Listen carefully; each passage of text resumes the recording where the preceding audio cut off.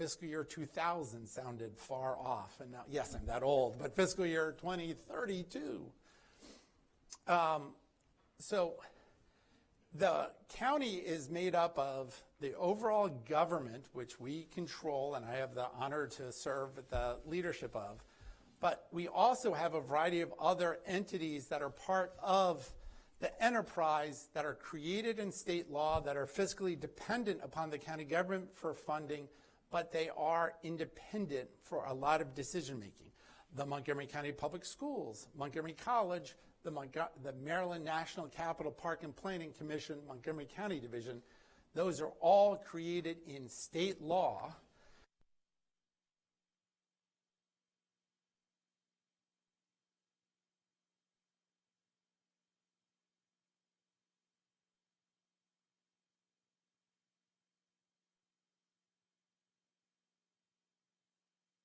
As you know, comes to the MCPS budget, the school board gets its final say on the budget. They will submit a request to the county executive in February.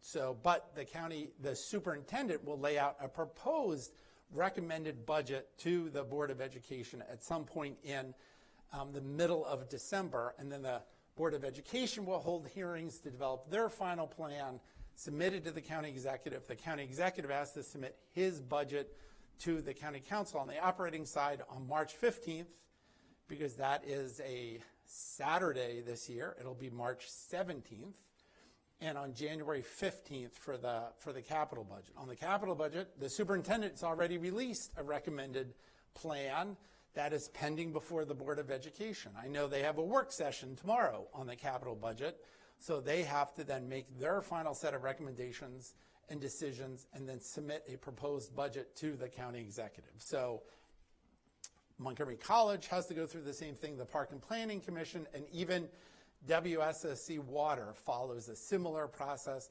They submit it all to us. We have to pull together a recommended balanced budget, give it to the council, and the council then has hearings to decide.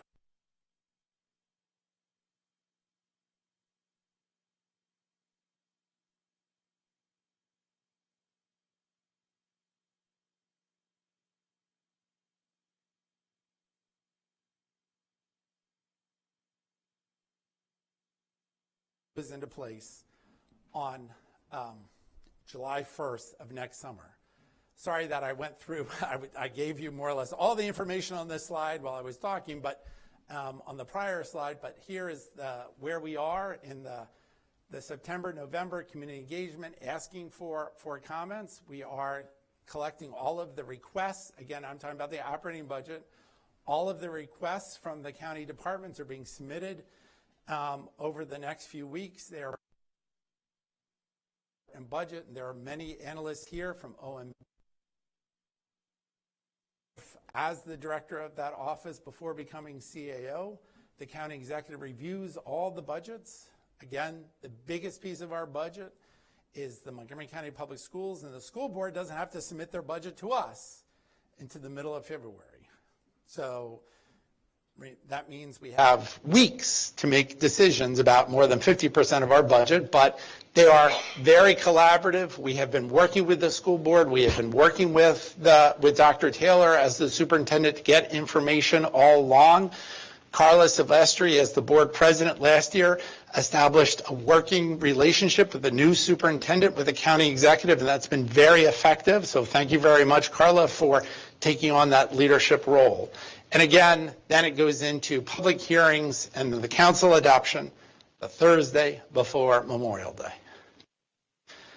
I will get into a lot of education issues, but this, of course, is a budget that covers all issues for the county government. This county executive has been focused on affordable housing, and as you can see with the chart, submitting records amount of support to both produce and preserve affordable housing in our community. There is obviously an affordability crisis. It's hard to pay for rent in our community, and he has been focused on making sure that we build affordable, in many cases deeply affordable housing across the county so we can have a range of housing opportunities for all people in Montgomery County. We operate this amazing Department of Health and Human Services. We are the only county in the state that operates our own Department of Health and Human Services. We have for several decades. As a result of that, we have control over the programs that we operate and offer to our community. We can make decisions using our own money as to who we want to serve. So we have had more flexibility regardless of who is in control in the White House or in Annapolis. We are able to make decisions about who we're going to support and help within our community, which has given us a free range of activity, recognizing the diversity of our community. But during this time that Mark Elrich has been county executive, we have expanded access through the Montgomery Cares program and the Care for Kids to long-term health insurance, regardless of people's, for example, immigration status. We have expanded school health services to include more counseling services across all of our high schools and expanding health centers in our elementary and middle schools. We have greatly expanded support for people at risk of or experiencing homelessness. We've opened new shelters. We've tried very hard to deal with the growing amount of homelessness. And at this moment in time, when we have watched the federal government waffle back and forth because of the shutdown on food stamps, SNAP funding, we kept up a system of supports for food security in our county. The FY26 budget already has $23.5 million for a variety of food programs to help food pantries, Manna Food Bank, to help with farm-to-table programs. So we have an extensive amount of assistance to people for food security already. The County Council last week talked about expanding that by another I think $3.5 million in food. So we already had a unique and greatly broad system of supports in our community ready for events like what has occurred. In public safety, we have expanded our fire and rescue service, especially through emergency medical services. The Fire and Rescue Service obviously puts out fires, but it spends a lot more time treating people in medical emergencies. We've extended and expanded the ways that we can get to people very quickly in a medical emergency. We've invested in police recruitment and retention to train the best police officers and to deal with our police shortage. We have launched a drone as first responder program in Bethesda, Silver Spring, White Oak, Germantown, Gaithersburg. We're able to get drones out to respond to emergencies quickly to see what's happening and often to let our police officers know they are going into a different situation than what the 911 call has found. And we've been able to make sure and clear calls where maybe someone has called and said, I see someone acting erratically, they're carrying a gun. The police officer is dispatched, and you can imagine if you're a police officer going to a situation where someone's told you someone's acting erratically with a gun, you might be walking into the situation in one way, but the drone gets there and determines it's a cell phone. And so now you might be responding in a very different way, both the speed with which you're driving and how you enter the situation. So we found it's a great way to diffuse situations with the police department and our community.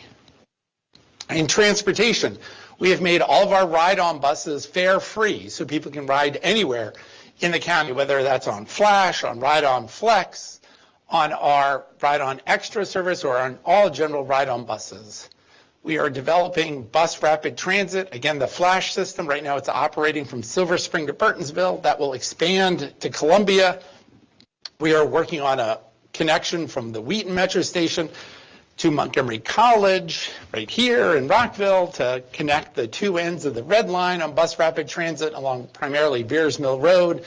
More obviously, then the next segment will be improvements on 355, ideally from Clarksburg to Friendship Heights, but obviously we're going to have to attempt that in smaller pieces in order to afford it. Now on to public schools. As you may know, Mark Elrich spent most of his career as a public school teacher. He was a math teacher. So, and he worked at the elementary school level. We have a history of supporting the Montgomery County Public Schools for generations in this county.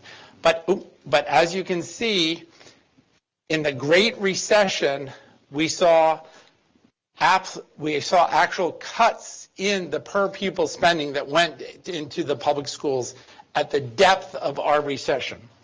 And so the county executive has worked diligently. This line is when he came into office of county executive, to try to get our spending back to where it was on a per pupil basis adjusted for inflation.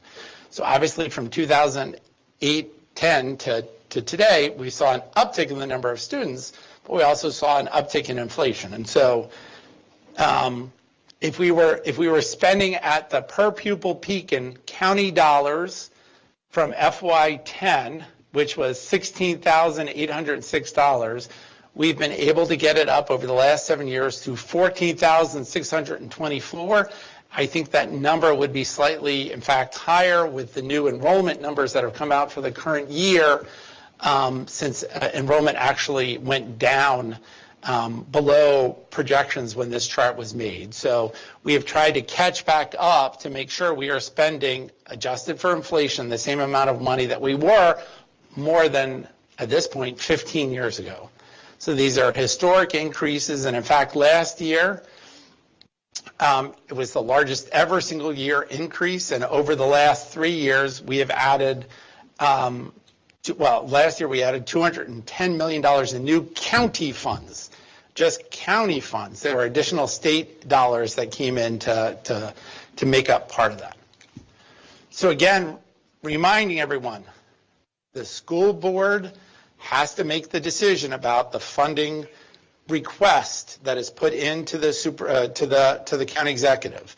Superintendent's proposed the CIP. The superintendent will propose an operating budget over the next few weeks, I think in the middle of December, early December, and then the school board has to make the decisions about the capital budget and the operating budget that is then sent to the county executive. Under Maryland state law, he doesn't get involved in which school gets built. He doesn't move things around. He has to function in the big dollar amount levels.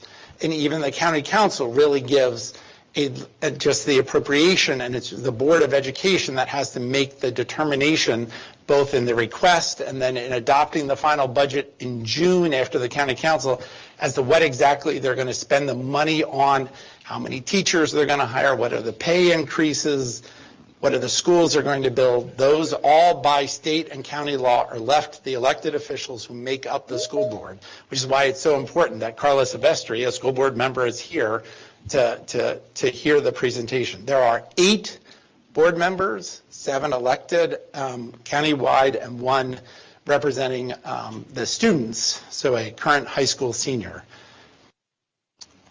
So a little bit about where we are in FY26. This is the current year operating budget for the county. And as you can see, we spend of our own dollars, general fund revenues, that means these are our own tax dollars. We spend a majority of our budget, 54% on education, 51% just to the Montgomery County Public Schools. So that is our #1 priority, whether you're county executive, county council, generations of elected official. We put in more money into our school system than any other item. So the next biggest chunk of money goes to public safety, police, fire, corrections. We put in another 10% of our budget into debt service, paying back the money we've borrowed to build things, the capital budget. So we have to provide money for our employees for their pensions, and then the retiree health care for not just the Montgomery County government employees, but also for MCPS retirees, Montgomery College retirees. So we have separate accounts where we're putting money in for OPEB. I know there's one person in this audience who can tell me what OPEB stands for at least, but there are, I'm sure, multiple other post-employment benefits, primarily retiree health care. And then the rest of the budget, that is health and human services, that is libraries, recreation. So really our priority, education, public safety, and paying off our debt. This year will pose some very interesting challenges for the county executive as he assembles the budget. Obviously, more people need help in our community. We are at a very interesting moment. I know I was talking to some people at the beginning of the session, and people are like, "Oh, the county, aren't you? You know, we've got a crisis, we've got a problem." Actually, our revenues during the current fiscal year have met every one of our estimates. People have been paying their property taxes. The income tax is even outperforming our estimates that we redid just in April. So the same thing is carrying over to the state government. I say that with a huge asterisk. The last few weeks have thrown everything off. Obviously, federal law says federal employees are supposed to be paid back for a shutdown. I assume that will occur. If that doesn't occur, we'll have to adjust. Roughly 10% of our county residents work for the federal government. So obviously, if they miss a month of pay and they don't get that money, that will have a ripple effect onto our revenues and in other businesses. But I would remind people, we have some of the wealthiest people in the world who live in Montgomery County. So we have people who are doing better than ever. The federal government, through the one big bill, put in tens of millions of dollars, tens of billions of dollars into defense and security. While we are very proud of the life sciences in Montgomery County, we should not overlook what is often called the death sciences that make up the Washington area through the Pentagon. That is tens of billions of additional money that are flowing through businesses that are located in our community. There's enormous sums of money being spent on K Street lobbying firms, with many of those people live in Montgomery County. So I'm just trying to say, while there's a high profile for people who are having difficulty right now, there are other parts of our robust local economy that are doing better than ever. So our revenues are a mix. Obviously, as inflation grows, that can make it harder to afford the same things that are in our budget. Last year, the county executive proposed a tax increase to fund our public schools. The county council decided not to do it and made some one-time only shifts in funding that will have to be made up in FY27. So obviously, if the council had gone along with the county executive tax plans, we would be in an even stronger position. So, and we're constantly monitoring what's happening at the federal and state level to see what funding that we receive from them, how that might be impacted by the changes that are happening on Capitol Hill and in Annapolis. It is important to note that federal aid and state aid are both distributed to states and to counties, and to school systems, inverse the local wealth. So wealthier jurisdictions get less money proportionally. So while we get roughly $300 million split between the school system and the county government from the federal government, that is a relatively small amount of our budget. That's not 5% of our budget from the federal government. So if half of that went away, that still is a relatively doable thing to adjust for. Other counties around us have a much greater exposure to reductions in direct federal and state aid to their budgets. So this chart, I feel every time I have to do this presentation, I feel like this chart is out of date, because every day something different is happening. We know there have been job losses at the federal level that have impacted, and contractors that have impacted our county. Even though these are big numbers, they often reflect 1%, 2%, 3% of the number of people who are employed in the county. For anyone in that situation, I do not mean to minimize the impact that it's having on you or your families. I'm just trying to give you the context within the broader economy of our county and our tax base to put it into perspective. We will see what else happens with the federal government. We will see what happens with budgets that are actually passed and then how they are actually implemented by the Trump administration. I know Senator Van Hollen, Senator Alsobrooks have talked about all of the money, for example, all of the money that they've been able to get in the initial rounds of budget talks for example, the National Institutes of Health, reversing many of the cuts that the Trump administration has tried to do. Hopefully they will make it through the process. But there's that give and take that is happening on Capitol Hill still every day. So obviously we know, I talked a little bit about federal aid and the amount of federal spending that happens in our community. But clearly one thing that is impacting the lives of so many people in our community, businesses in our community, is the efforts of the Trump administration around immigration enforcement and deportation. We struggle every day to figure out what is happening, who's being impacted, and what the implications are for the community. So that is also throwing some of our numbers off. So going back to inflation, you saw me talk about the operating budget. This is the impact on the county's capital budget and, of course, also on school construction. We have maintained the same level, pretty much the same level of funding for our capital budget over the last 17 years, moving between a little bit over 300 to a little bit below 300. In the last several years, $280 million. We did this in order to get our debt back down to a level that the bond rating agencies wanted us to hit for our guidelines. We've been able to do that. Just last week, we were reaffirmed by all three rating agencies with the best rating a government can have, AAA. So we are a AAA jurisdiction. Once again, yay, Carla is applauding. So we have been a AAA jurisdiction with Moody's since I was in diapers. So even before I started kindergarten in the Montgomery County Public Schools, we were a AAA bond-rated community, and we have remained that way for almost 55 years. So,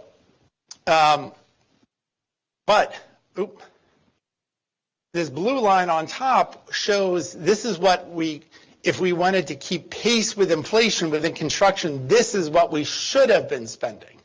So even though we've been spending the same amount of money every year, we know the cost of goods, lumber, steel, concrete, all the things we use to build buildings and to pave roads has grown more expensive.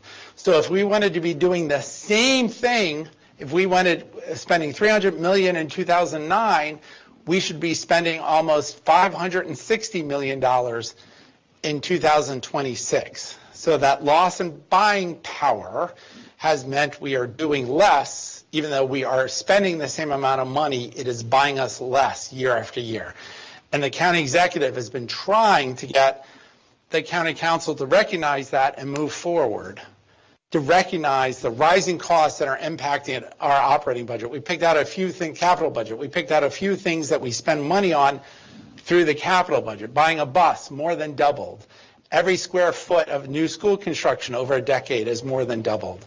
The cost of a fire engine has almost doubled. The cost of paving a road has gone up by 65, 70%. So you can see to do the same thing has cost that much more, and we're still using the same amount of money. So if we were to spend our whole budget on fire engines, we'd only be able to buy roughly half of the vehicles that we did just a few years ago. So when it comes to the challenge that the county executive and the county council face with the superintendent's request for capital funding for the school system, you can see this is how much more. The blue is not his total request. The blue reflects his additional amount of money over the current year budget. So we are already putting hundreds of millions of dollars into the school system for construction, but for FY27, for example, he has asked for an additional $78,801,000 for school construction. So far, the county council is only upped our debt affordability guidelines to $300 million. So just from the starting point, the county executive would have to say no to everybody else and just fund roughly a quarter of the superintendent's request. Now, the good news is we have been so disciplined as a community for so long, we have excess capacity. In fact, the county executive thought he was very prudent by asking the county council to up our annual general obligation bonds. We have more in the capital budget than just general obligation bonds, but he had requested the council set a guideline of $340 million a year, so a $60 million increase instead of a $20 million increase. So far, the council has only said 20. Now, the nice part is the county executive doesn't have to listen to this. He can submit a capital budget that goes beyond $300 million. It just requires more council members to vote for it in order to exceed that guideline. But as you can see, this additional $20 million is not enough just to meet, it doesn't come close to meeting the needs of the school system. So that's why he will be arguing and talking about why we have to do more in the capital budget. And of course, he hopes that when his budget comes out, when the school board puts it out, the school board members will be pounding on the desk in the county council saying, we need this higher level. That all of you will be pounding on the desk of the council members saying, we need this higher level. We can afford it. We've been disciplined in doing it. That's in building up our capacity. It is time to spend it. And in fact, this might be the perfect time to go out and actually build things, because there might be good deals to be had in the construction market if other construction is not occurring, even though the price of the inputs have been going up. So we hear this frequently. How does Montgomery County compare? And oh my God, you all are a high tax jurisdiction. So we actually have the lowest property taxes in the Washington region. For businesses, no question. For residents, we're only higher than the District of Columbia. So what makes Maryland different than Virginia is Maryland has a local income tax. Maryland is the only state in the country that not just allows local governments to have an income tax, actually mandates each county government to have an income tax. But unlike in Virginia, where the counties get a share of the sales tax directly, so in Fairfax County, for example, they have a 6% sales tax, 1.7 cents goes to the county government, 4.3 goes through Richmond. In Maryland, our 6 cent sales tax goes entirely to the state government. All business taxes go to the state government. In Northern Virginia, the counties all have business taxes that bring in more money for their revenues. And they have the ability to set higher property taxes by the class of property. So if you see in Fairfax County right here, their base property tax rate is $1.15, but for commercial properties, they have an additional 12.5 cent tax rate for all commercial property tax across Fairfax County. And they have a variety of special taxing districts that add 20 or more cents to commercial property. So if you've wondered, why has Fairfax County, how is Virginia built, like expanded the Beltway and built the Silver Line going out to Dulles Airport? Because they have put on all sorts of additional business taxes to fund the transportation improvements, which are what? Good for business and help spur on other commercial growth. And so as a result, in Fairfax County, in Tysons, where the tax differential between Bethesda and Tysons, and in this example where we're showing Reston, so if you have an apartment building, a rental apartment building, an office building, a shopping center in Reston, you're paying $1.48, almost $1.49, whereas in Bethesda, you would be paying, or anywhere in Montgomery County, you'd be paying $1.02.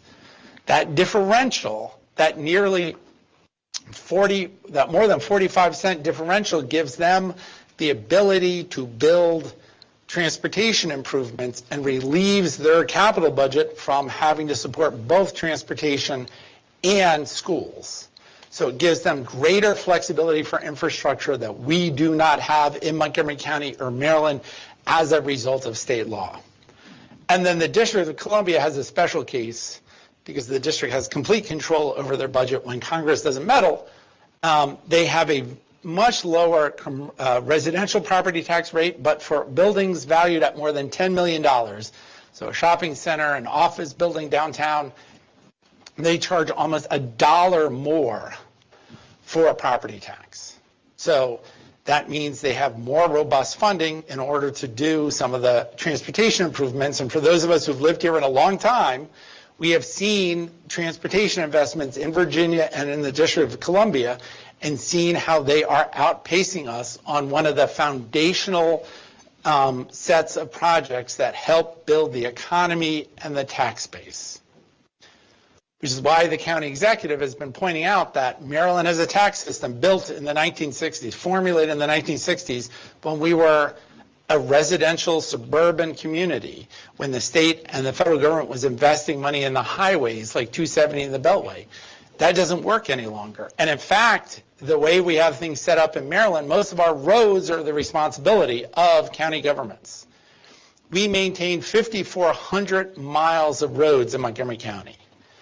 Fairfax County maintains 10 miles because the state of Virginia does all roads in Virginia. There are no local roads except for an occasional road here or there. So that means we have to support repaving, filling potholes, clearing debris, clearing snow, building new roads, widening roads for everything other than a road that has a 2 or 3 digit number on it.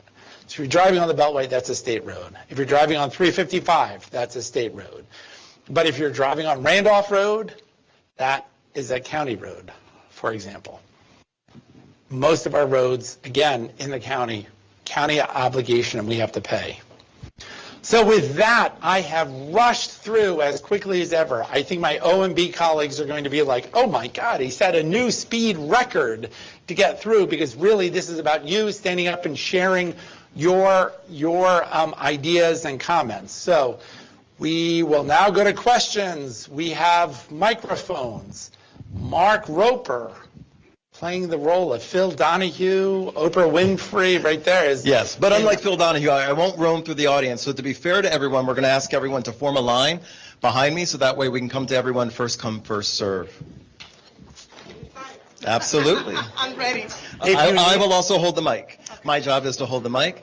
We do ask that you keep your questions to about a minute, in fairness to everyone in the room, so that we have enough time to get to everyone who has a question. Thank you. So, and if I can also, if you need me to go back to a specific slide, just let me know. I'll move it back. And you are being filmed by the camera over there. Okay, thank you. Let me I'm move just over relaxing. here so that. So good evening, everyone. My name is Kenya Reynoso. I'm the owner. I'm director of Kenya's Family Child Care in Clarksburg.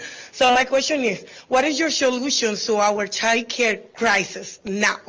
Because I hear you talking about a lot Montgomery County Public School with my kids, my own kids are. But what is the solution for 0 to 5? Thank you. That is a huge question. And one, you know, the county executive has cared about from the very beginning. Started the first early care and education initiative. We've tried to put money in to supplant what the state is doing. The blueprint for Maryland's future, which is the great education reform bill, law in the state, does provide more access to income eligible 3-year-olds and 4-year-olds. Of course, I think there's universal pre-K. So we're trying to do a lot. It has not been enough. Obviously, there is the huge cost. As a parent, I know the cost.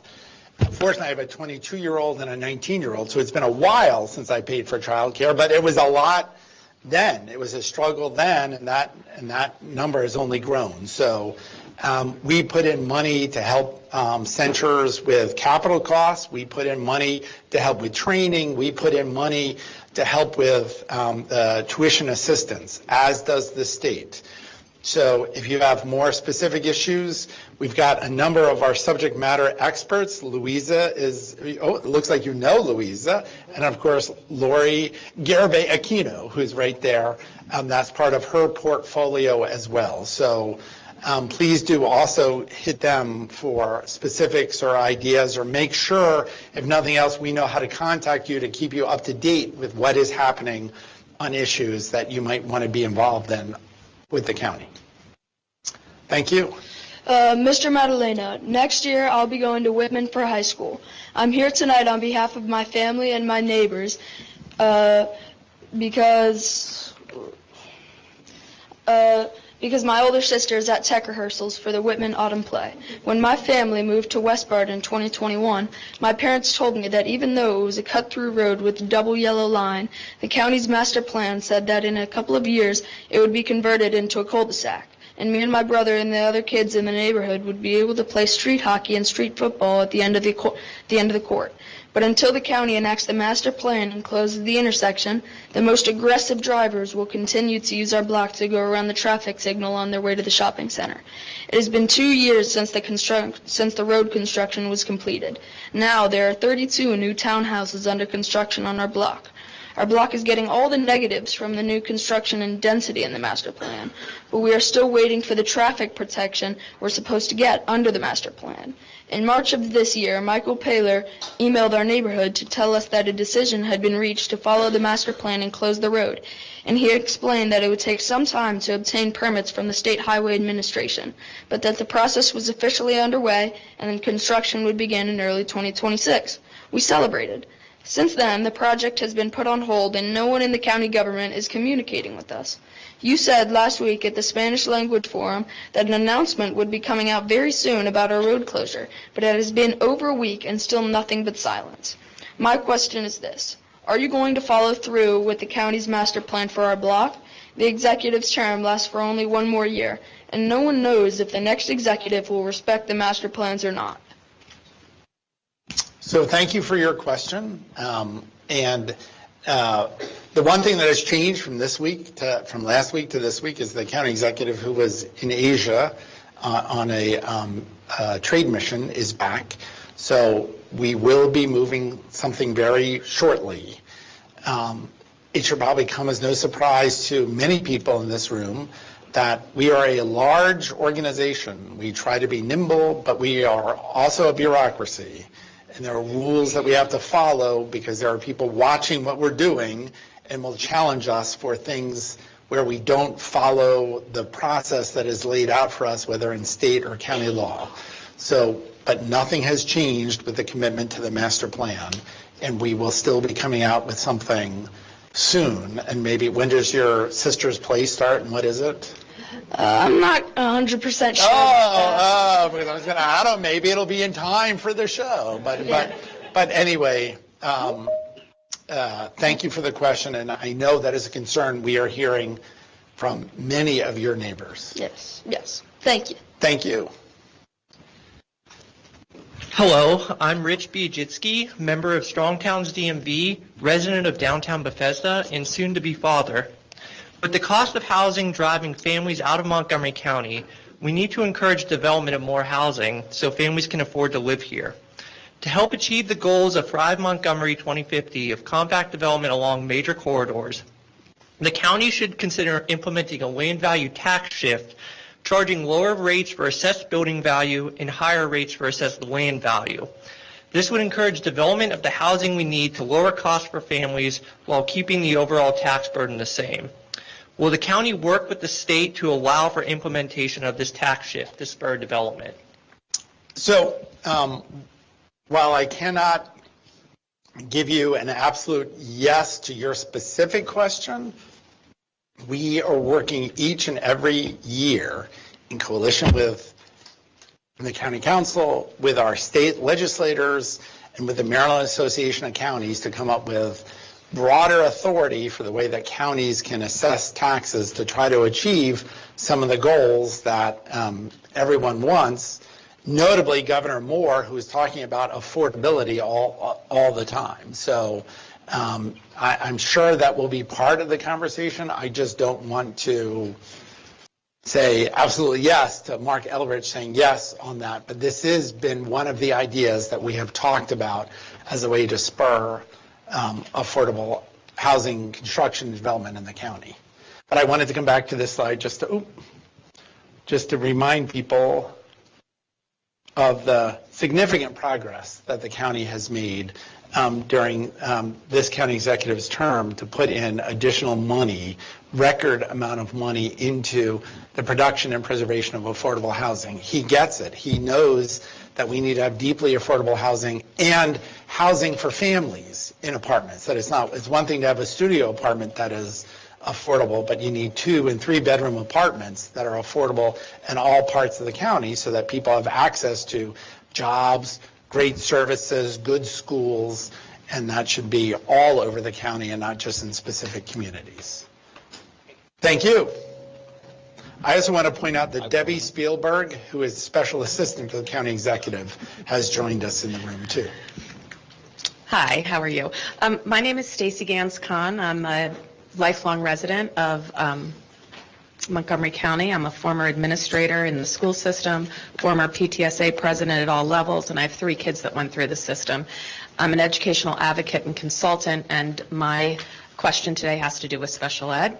So I'm going to go ahead and just read from here. Special education in Montgomery County Public Schools is in crisis. While there are many areas that need long-term attention, an immediate and impactful way to ensure high-quality services for our students with disabilities is to provide staff with the training they urgently need. Compliance issues are not simply the result of neglect. They occur because our special education staff, although dedicated and well-intentioned, have not been given the proper training on how to write and implement legally compliant IEPs. Teachers in the classroom and principals overseeing these programs must understand special education policy and law. Without this essential training, the system will continue to find itself in court against parents paying for compensatory services or losing state complaints. Even when MCPS prevails in court, the legal costs are enormous. The reality is this: we can either invest proactively in training our staff now, or we will continue to spend far more on violations, settlements, and litigation later. I urge you to ensure that the budget allocates funding for this critical training. It is the most effective way to reduce compliance issues, restore trust with families, and most importantly, guarantee that students with disabilities receive the excellent education they both deserve and are entitled to under law. So I ask you, what are we doing about special education in Montgomery County? So thank you very much for your question. I do know that last year, and Carla is my witness here, Debbie is my witness here, that when the superintendent came in last year with a very large increase for funding, including primarily for special education, the county executive didn't blink. The county executive didn't say, prove it to me, I want to see it. And the county executive was like, you know what, you're absolutely right. I'm so glad someone has come forward and started to tell this story, because I saw it as a teacher, I've seen it as a parent, as a grandparent, I hear it as an elected official. So he was there, he proposed the money to fully fund the superintendent's requests around special education, and has supported the school system in that effort. He even proposed a tax increase in order to make sure we did it. Now, the council was able to come up with an approach that got the school system much of the money that they wanted, but without a tax increase, and I don't know if it'll be a struggle this year, but the county executive has I think has heard this issue over and over and is hopeful that, and we'll see what the school board sends over to the county executive as a request for funding this.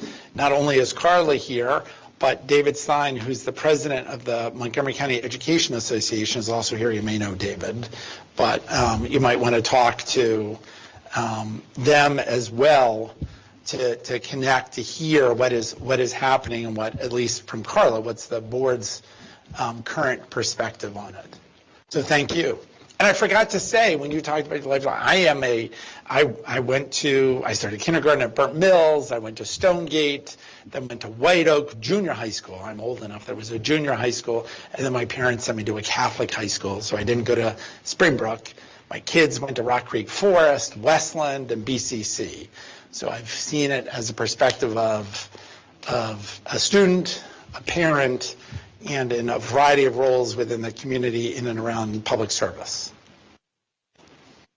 Carla and I were parents together through the program. Our kids went almost all through the Spanish immersion program together. Hi, good evening. I'm Monica Ortiz, a county resident with a particular and personal interest in early childhood education. I saw that recently the county executive had made available another $10 million to focus on early childhood services, both in early care settings as well as educational settings. And I'm wondering if there is a more targeted approach intended for future, special funding or annual funding to help close the achievement gap. Because we know that historically speaking, a good number of children in Montgomery County come from homes with parents with high levels of education, as well as disposable income to provide high-quality child care settings, tutoring, and after-school enrichment programs. But the continued achievement gap really is something that starts in early childhood.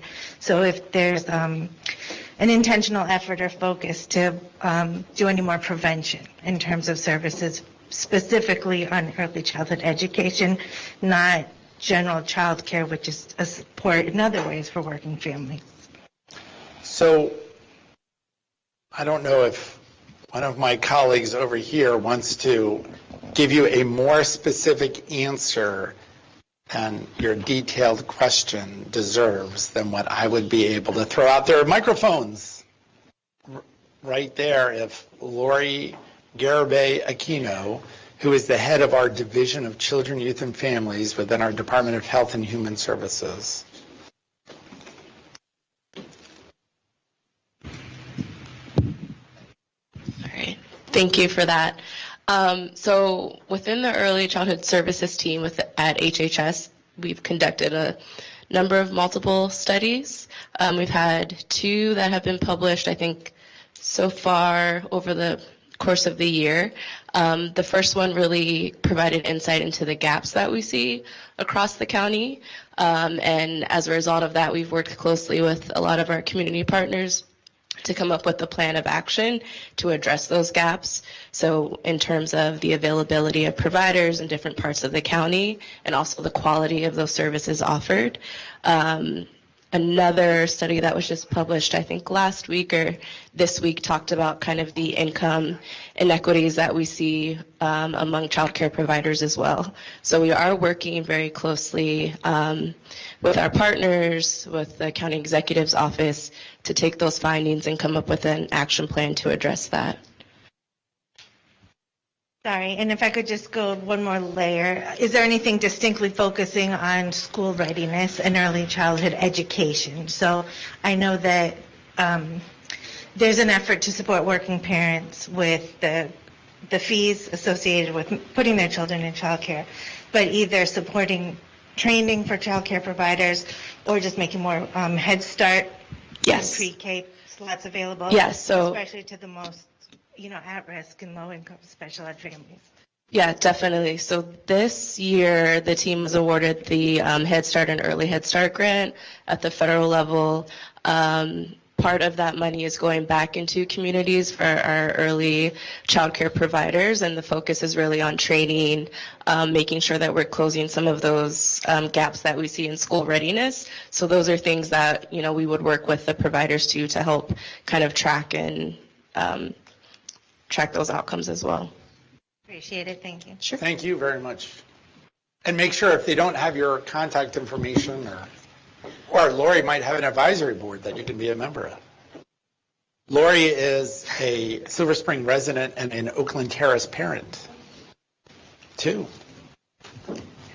Hello, Josie Caballero, resident in Montgomery County, and I have a clarifying question. So the slide that you said we're paying 51% of MCPS, Was that including the capital improvement plan?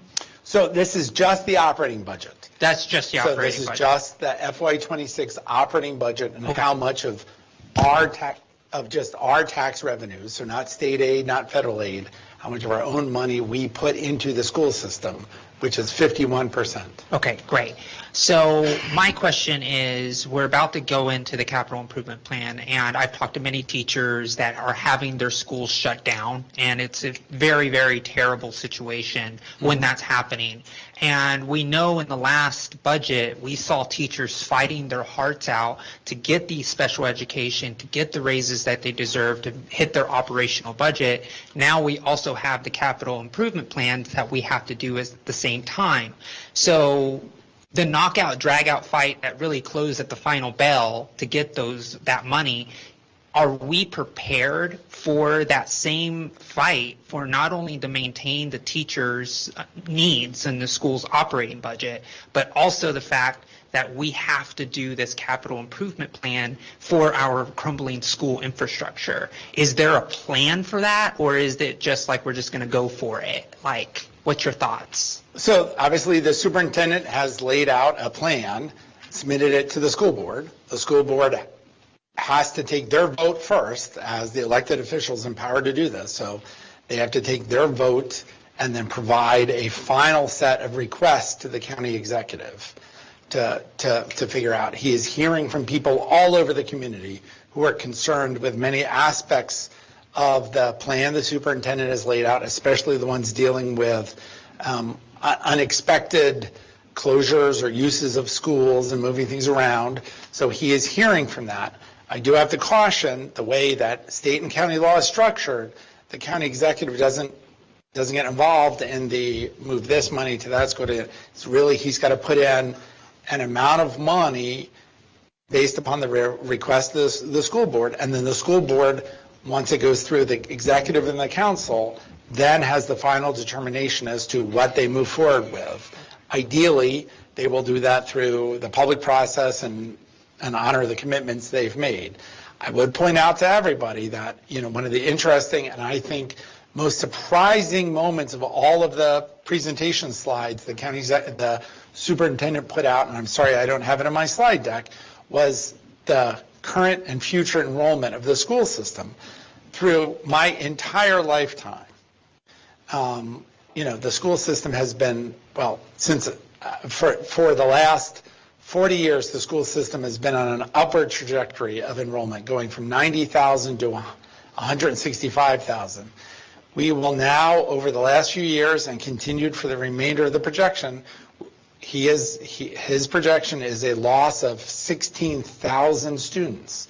That is almost a 10% reduction in enrollment that will face, there will be a facility question that comes up over if we have a facility, if we have a physical plant built for 165,000 children and we only have 149,000, what is the most efficient way to organize our physical plant? So there will be hard decisions to be made now, just like the county has faced in periods of declining enrollment. So what? Okay, all right, thank you. But that's why I know board member Silvestri is not here, but the board wants to hear from people. Great. And you need, anyone who's interested in this on whatever sides, they need to let board members know, because they are the elected officials who have to make the first set of decisions about all of these projects. Thank you. Thank you. Hi, my name is Rosie Saab, an educator in NCPS and a 35-year resident of Montgomery County. I want to say I support my community members in their calls for special education, capital improvement, early childhood. We need all that. I actually have a question for the county executive about removing a line item from his budget, so not spending money. And it is $44,000 or $45,000 that he's approved every year for the Maryland Israel Development Center. This is a program that the state already funds, and we know Israel's already received $18 billion plus from the federal government, and I just don't see why he needs to keep giving even that little bit of money to that, to grow Israeli businesses, which then support an apartheid state. I was around in the 80s. Montgomery County did sanctions and boycotted South Africa when they were declared an apartheid state, and I feel like that would be the moral and ethical thing to do, is just strike that $45,000 line item. So if you could share that. And Absolutely. And, you know, he has heard that repeatedly at the budget forums, and I know that will be part of the consideration as he makes his final budget determinations Right. Thank for you. March 17th. Yep. Thank you. Hi there. My name is Joanna Waisner. I am from Damascus. I have a second grader who goes to school in Damascus, and I am taking up what previous decades of moms have done before me, trying to get Damascus a new high school. It was built in 1950, I'm sorry. It's 75 years old. We've been in the CIP many, many times. We keep getting delayed. MCPS is telling us county budget restraints is delaying it. You're telling us it's MCPS making these decisions, what schools get built, what the priorities are.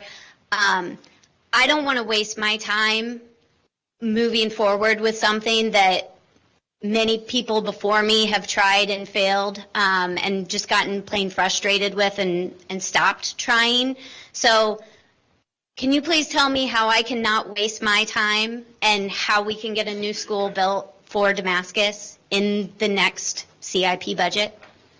Sure. Well, multiple things. Not an easy question. The first step is the school board must adopt the capital improvement plan with Damascus High School in it. So that's got to be there. And I forget where it is with the superintendent's. We're the top high school in the CIP right now. And I don't know where it fits within the 6 years. That's why what year it fits in within the 6 years. But supposed to be completed by 2031. Okay. Is his recommendation. So you got to make sure that stays in the budget through the school board. So advocacy Yep. with the school board. I wish she was still in here. Yes. So, but again, they're not easy. I know they have a work session tomorrow on this issue, and several scheduled over the next several days. You can get all that on the Board of Education website, which probably you know about, but maybe not everyone does, that the full agenda for all the board meetings is there, and there are a bunch of capital meetings coming up. So the county executive would ask that you and your friends, neighbors, fellow parents advocate before, demand the county council to increase the debt lit so that we can afford these projects. He proposed in a very prudent manner $340 million of capacity, which I showed you on that one chart, which would only get a small portion of what we could go higher. It would demand a certain degree of political risk to do that, because every dollar you borrow, a good government repays. We've always been a good government about that. And so, I think the question people will be facing is now the time to increase borrowing, because then you got to pay it back. And what's going to happen with our tax revenues moving forward? The county executive, I think many of us as homeowners, as parents, have seen that generations of Montgomery County, good schools result in good development, good housing values. It's a virtuous cycle, and we need to keep that up, because obviously if we get into that other cycle, as we've seen communities all over the country, when you go in that other cycle, the numbers, the values, interest in the community, job growth, all go downhill. So. And what is the county education committee's role in the CIP? Because I know there's the county education committee, their council members, they're part of the county council, they're all voting on this. But at what point does the county education committee look at a community like Damascus, who doesn't have a mayor, who doesn't have local city officials representing us? We literally just have parent volunteers to represent us to the Board of Education, to the county council, trying to get our kids a safe, modern school facility. So at what point does the county education committee say enough's enough? Like, okay, we hear all the buzz that's going on from this school over here and all the support they have from their elected officials, but Damascus doesn't have that. They need it. So by the education committee, I just want to be clear, the council education committee, not the Board of Education.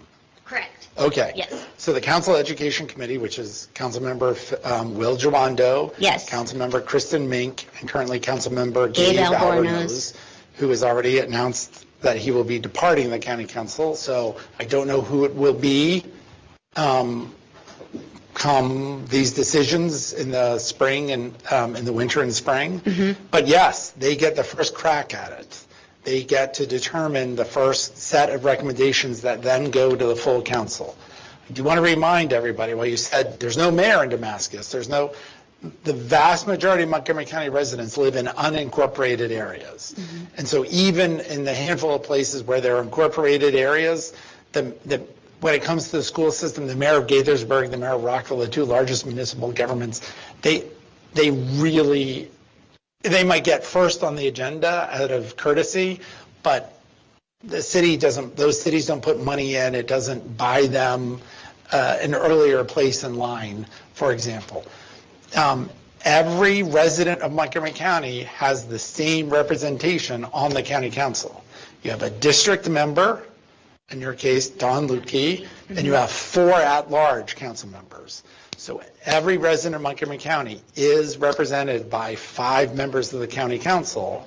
So all five of those people should be representing you to the fullest extent, and not, trying to say like, oh, well, we live in Silver Springs, so therefore, there's supposed to be that equal representation, and that's the thought behind the structure of the county council. So yes, you need to advocate there, but you also need to advocate, and I would pay special attention also to the government operations committee, because they get the first crack at some of the larger fiscal policy questions like the debt capacity. And that, of course, is chaired by the current council president, Kate Stewart. That the presidency rotates. There'll be a new council president come December. But Kate Stewart, Andrew Friedson, and Sidney Katz are the 3 members. So it makes complete sense also to work on them as to why it's so important that there be adequate resources in the CIP. And 280, 300 simply is not enough to keep all corners of the county and the schools that have been promised for so long on track. Okay. And at this critical time. Thank you for coming out. Thank you. Okay. Thanks. Hi, Rich. You again.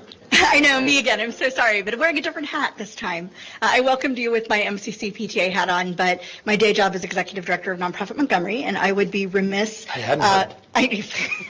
I would be remiss, even though tonight's focus is education, not to point out highlight the needs of nonprofits, many of whom are in the room tonight, because nonprofits do a whole lot here in the county to support children and families, both during the school day with partnerships with DHHS, also outside of the school day. Nonprofit support for children doesn't end when the school bell rings. So I hope the county executive's budget continues his tradition of support for county nonprofits and community partners. We need inflationary adjustments. We need increased grant funding, a commitment to a rapid response to the challenges facing the county and the nonprofit sector. 70% of county nonprofits have seen a decrease in individual giving in the last 6 months, and 2/3 have seen a decrease in corporate donations. It's a really hard time to run a nonprofit business. And to keep up with the needs, the sector needs increased investment. I hope we can count on the county executive for that. Thank you. Thank you.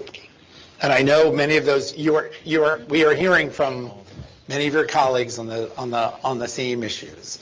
And even today, Debbie Spielberg in the office was talking about how do we get people focused on giving? How do we get the word out about giving? And how do we make sure that many people in our county who are doing exceedingly well at this moment in time know about the challenges that face people in our community at this time and what role they can play to help out. Much appreciated. Thank you. Thank you. Hi, I'm Larry Bram. I'm with Easter Seals, and it's going to go back to early childhood again. A couple weeks ago, I heard the superintendent say 5 is way too late. If you come into our school behind, you never catch up. So this is really for MCPS to hear. So much of the pre-K is in the school system. Well, that takes away from the community providers. That's where all the money is, frankly. You lose money on infants and toddlers because of the ratio. So if they really wanted to improve the whole system, including infant toddlers, it'd be looking at getting more and more, as much as possible, pre-K into the community, because they're never going to do infant toddler work, but you're going to see more and more centers go out of business. So that would be my plea to MCPS. Don't build new centers. If there's ways to be innovative and transfer more into the community, that they should do that. Thank you.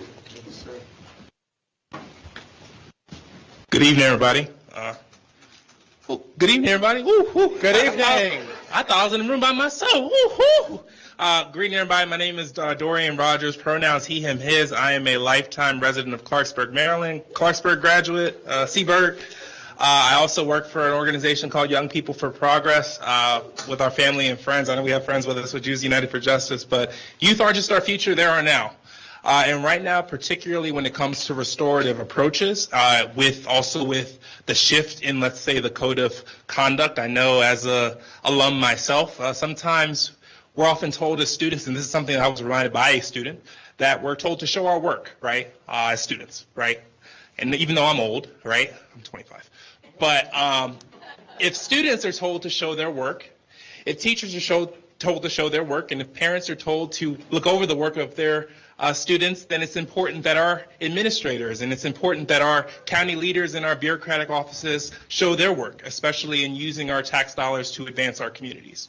And so my question, particularly when it comes to Montgomery County's operating budget, what are we doing to really get clarity about the structures of restorative approaches in our schools?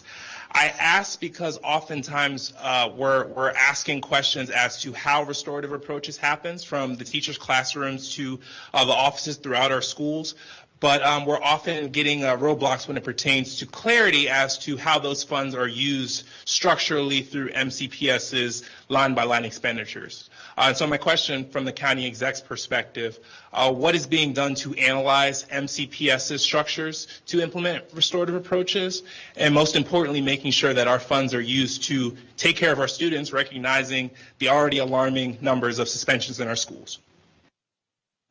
So I know the county executive, I know at your age you'll probably want to sit down quickly, so, but I ask that you stand up for a little longer. The county executive cares about these issues. It has been something he's talked about, I think, from day one as county executive.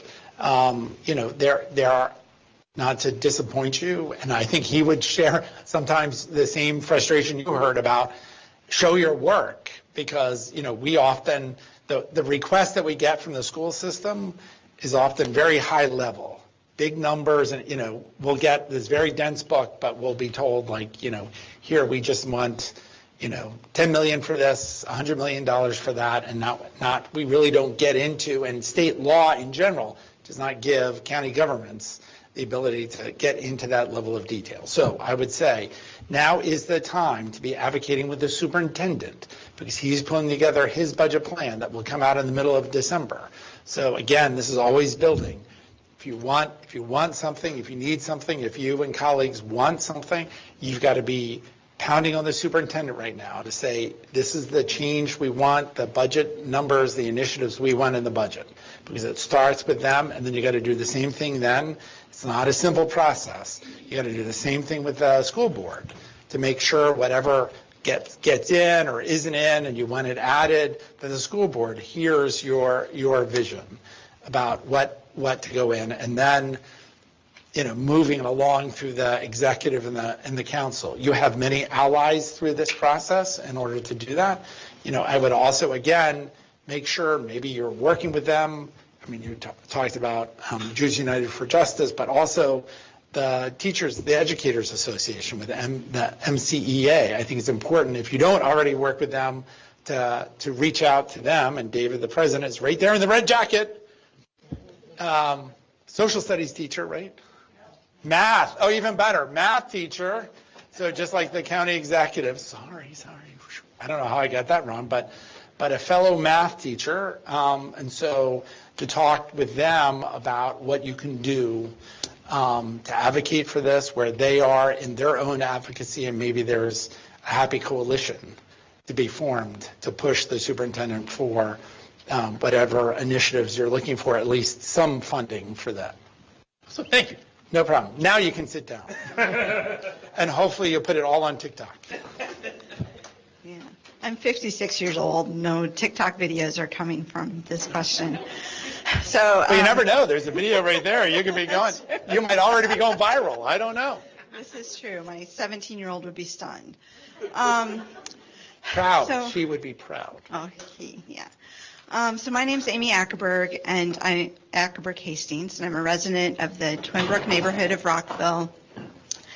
And as a longtime PTA advocate, we really appreciate the generous funding and oversight that Montgomery County provides. And so I'll throw in a quick little plug for providing oversight on the development of the programs analysis that MCC PTA passed a resolution about this week. But my question is actually about we get important funding from the county directly as well as through the MCPS budget. And so specifically, I'd like to see an increase in linkages to learning funding so that the program could be expanded to more schools. We have a lot of Title I and community schools that desperately need these wraparound services, and there's not enough money there to serve them all. So that would be helpful, particularly at Twin Brook Elementary. So thank you. And for people who don't know, Linkages to Learning is one of the programs where we provide services to students. I think behavioral health services for the most part at the elementary and middle school level. In Montgomery County, unlike in other places in the state, most other places, but these programs, school health services and a range of programs that fit within that, are part of our Department of Health and Human Services. So in Prince George's County, they would be part of the school system. For us, they're part of our HHS. So which is why when you said there's direct funding, it's important to note there's all this additional tens of millions, if not of dollars that flow to services, to students through our Department of Health and Human Services. Of course, the director, Dr. James Bridgers, is right there, and I know James and Lori were furious in looking out for these things, and I know the county executive over the years, we have put money into expanding linkages and wellness centers. Wellness centers provide these services at the high school level, and of trying to expand those to as many high schools as possible. I think the overall promise is try to get into every high school. Not every high school is the same when it comes to an uninsured population and where you put in those services, but clearly we've been trying to add linkages to learning sites, school-based health centers to as many communities as possible. We've been aided with the blueprint formula at the state level because community schools have provided some additional money and supports that we can put in to support these sorts of services. So, but again, you might want to talk to Dr. Bridgers before you go. And with more than 80 boards, committees, and commissions across the county, there might be one that you are looking for added time, or maybe your teenager would like you to find added volunteer time out of the house, and that Dr. Bridgers could find something for you. Great. Thank you. Thank you. Hi, my name is Janet Remsnyder. I am a longtime Montgomery County resident, born and raised here. I was born at the same hospital my children were born at, so Montgomery County is my home. Would that be Holy Cross Hospital? No, Shady Grove. Wow, okay. I say Holy Cross because has the largest number of births of any hospital in the state of Maryland. Well, I defied the odds. But the reason I'm here tonight is I am a Damascus parent, which feels to me like the ultimate irony because I grew up in Olney, and Olney people thought of themselves as being better than Damascus people because they were the cow tippers and the rednecks and all of these things. But I think we can all realize that life is sometimes kind of funny, and we end up in situations and places where we wouldn't have necessarily placed ourselves. And I'm thankful for it. Because now I have a whole number of years of advocacy work that my community has given me, namely a high school that needs a renovation, obviously. So the question I have, based on your presentation, would be, you're saying there's this huge disparity between what the superintendent is asking and what is being offered. And with that, yes, they're perfect. Right there. With that disparity comes the presentation of reality versus that orange number is to me, we're living in the dark ages. So bigger picture, the question I want to know, based on that big circle, is let's say we show up in force at the county council and we're this has to happen, and they actually listen to us, which would be amazing.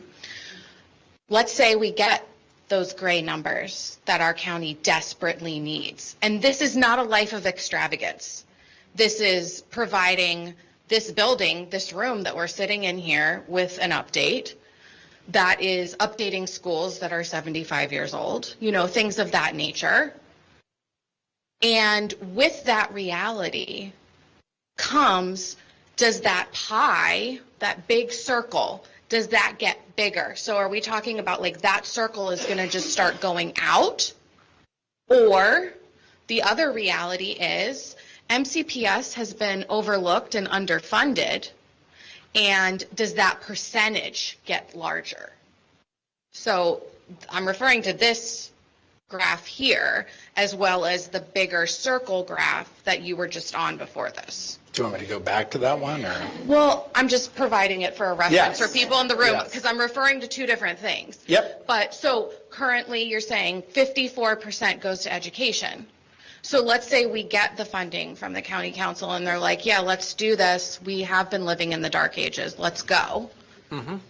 And so does education become 75% of the county budget, or does the county budget expand as a whole? So that's a very long-winded way of getting to a very simple answer. So I'll keep it simple, yes. No, I'm joking. So, but before I go, I gotta thank the interpreters, because when you said cow tipping, that was the most dramatic gesture I've ever seen. So that's why it threw me. I was pointing to him because suddenly it was, yes, that was quite entertaining. So. We don't cow tip anymore. There are. Yeah, we don't do that. Having grown up in Silver Spring with a cow pasture right behind our house, I know all about cow tipping. So, and that cow pasture is now the Muslim Community Center. So very interesting of how things have changed. Yeah. So,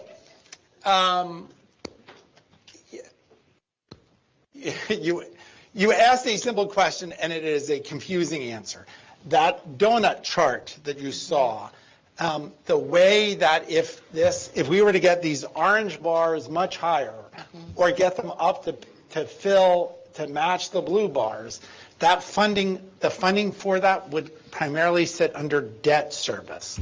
So if you remember, as I was going through that chart, I was bringing up debt service up here. So, a chunk of this 10% of the budget is actually paying for the bonds to build schools. So if we did all of this, that wouldn't necessarily change this percentage because it's just elsewhere in the budget. So I'm just trying to level set expectations. Now, obviously, new schools could lead to both new staff to run the programs in the school. It can actually result in savings as more efficient schools spend less on air conditioning and heating and the other ongoing expenses. So yes, we could do this, and under our current forecasted growth, our goal is always to keep this number under 10%. Under forecasted growth, this number, the almost $4.6 billion, is forecasted to grow. So as that grows, that gives us capacity to add more and more money in debt service to build those buildings. And that's why the county executive said, as a starting point, he thought we should go from 280 to 340. We have argued that there is capacity to do even more.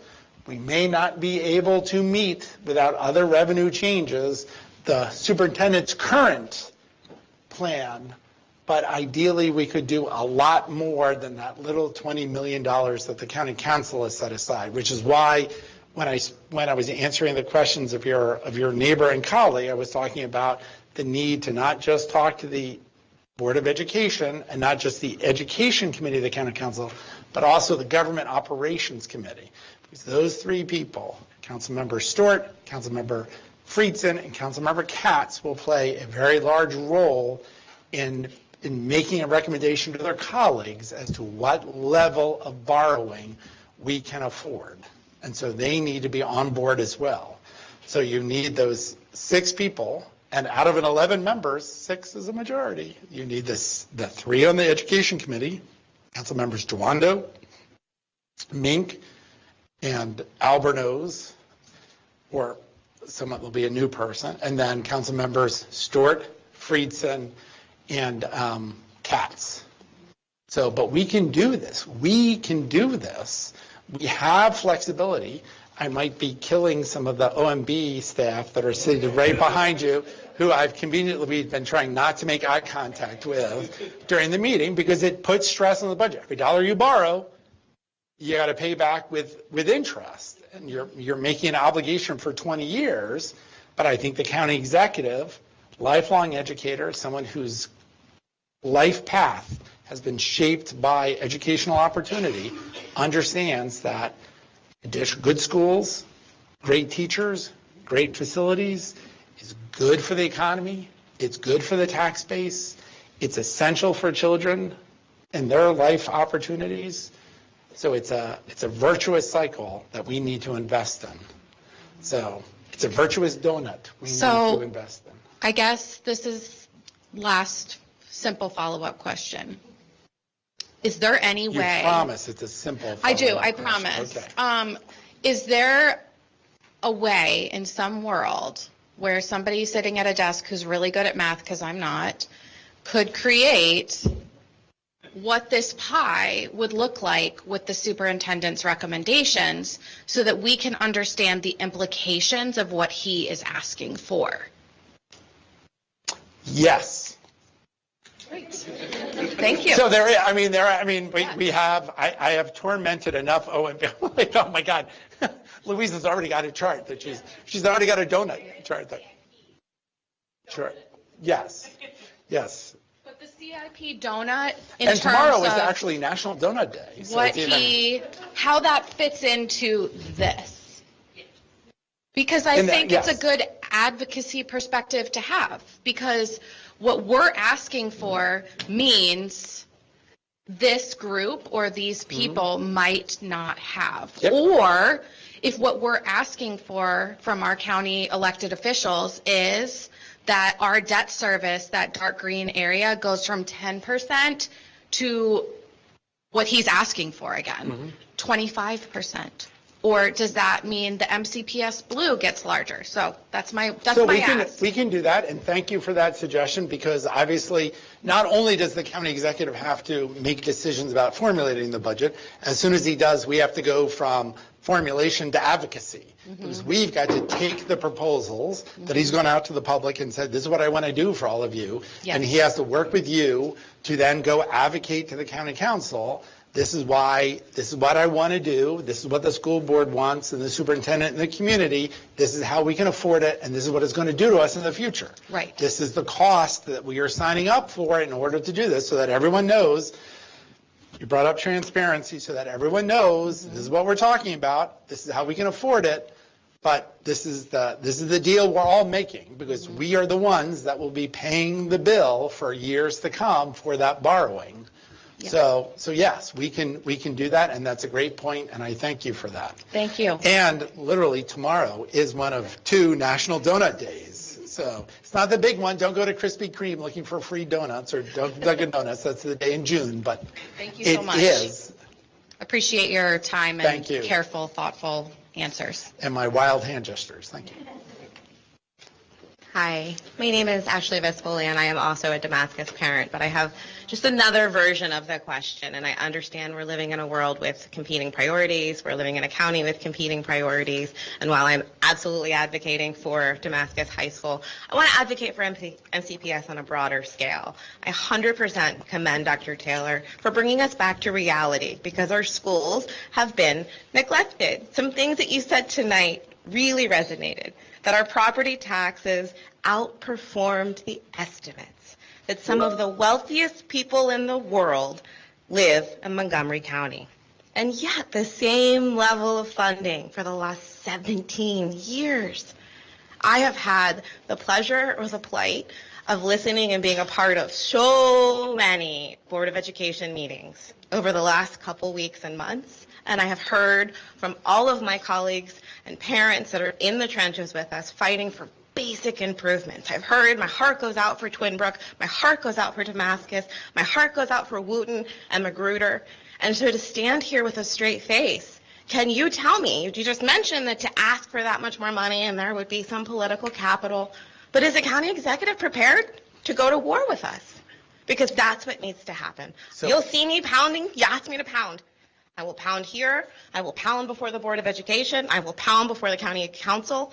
County Council Member Lukey has been a hell of an advocate, and I'm asking for the county exec to be one as well. Sure. So thank you for that. And just to clarify, when you said go to war with us, you mean standing side by side and not opposing. So again, to call on Debbie, as my witness, we were sitting there just hours ago with the county executive where he was like, come on, we can do this, we can do this, we can find the money, we can do this plan. Thank goodness Taylor has finally brought these things up and has been willing to take on this fight. And here are ideas to do it. We have an obligation to everyone in the community, the taxpayers, to go through all of his proposals carefully, to make sure his assumptions about costs, to make sure his assumptions about state aid, all of those things are correct. And we're trying to do that now on our own and with the superintendent in order to get up for the plan. Obviously, you need the school board, but he is willing to make that fight. I mean, as county executive, in 2020, he went to the voters and said, hey, you've got to undo this very restrictive property tax cap that we had on, which was driving so many of these decisions. Why had that number been flat? Why? Because we had a system that every year actually drove down the property tax rate.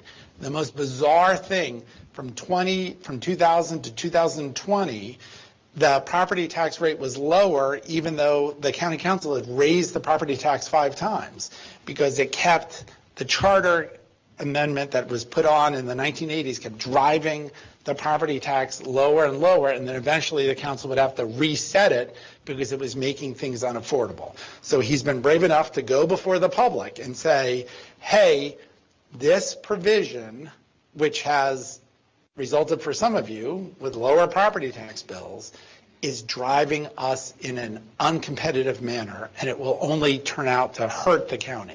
He stood up demanded action, got the council, got every elected official in the county behind it, and won in a 2-to-1 effort when people said we would never stand a chance to win that referendum.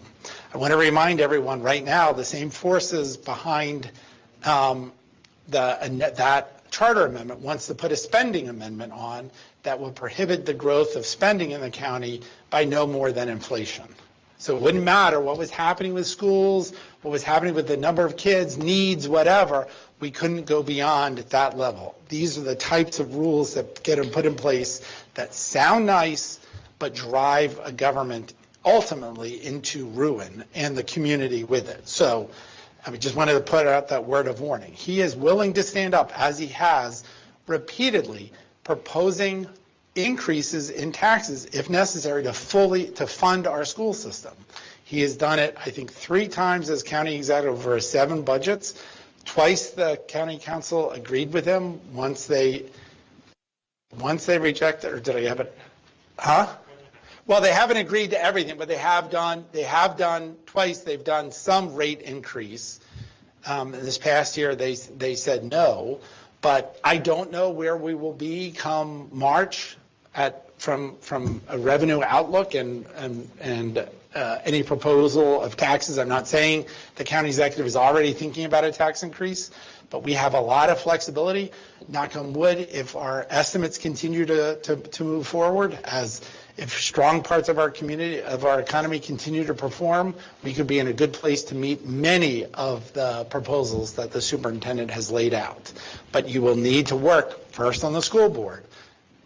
Continue to advocate for the county executive. Don't forget about him, because he needs to hear what people think, and then also the county council. And you got to start working the county council before March 15th, March 17th. You got to start working them. And remember, the capital budget comes in on January 15th. So you'll need to start working on them right away to say, we need more resources in order to meet these goals, because it's essential for our young people. It's essential for a good school system, which is essential to a healthy, growing community. So yes, thank you. I hope that the county exec joins us in the rally. I fully intend that the Board of Education is going to respond favorably to Dr. Taylor and present the ask, and I hope that he is willing to give up some political capital and support the students. Yes, and I would be surprised if he weren't. And as a guy, he loves a good rally.